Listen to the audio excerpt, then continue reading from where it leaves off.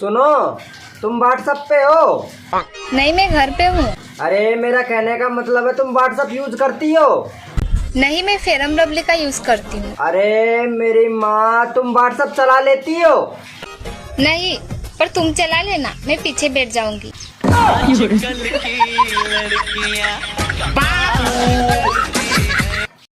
तुमने शादी से पहले क्यों नहीं बताया कि तुम गरीब हो? 1000 बार तो बोला था कि तुम्हारे सिवा मेरा कुछ भी नहीं है।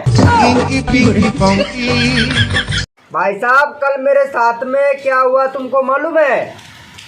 कल मैं स्टैंड पे गयो, एक थड़ी की दुकान पे एक छोरी खड़ी, वो मुस्कुरा रही। मैं वहाँ के पास में गयो और फटाक से 20 रुपया को नोट निकालो और नंबर लिखा और बाकू दे दिया। थोड़ी देर बाद में वो पतासी का ठेला पर गई और भाई साहब वो 20 रुपया की पतासी खा गई। अब भाई साहब रात का 11 बजे वो पतासी वाला वो फोन आयो और बोल रहे हो कि पतासी कैसी लगी? उन्हें का जवाब दूं?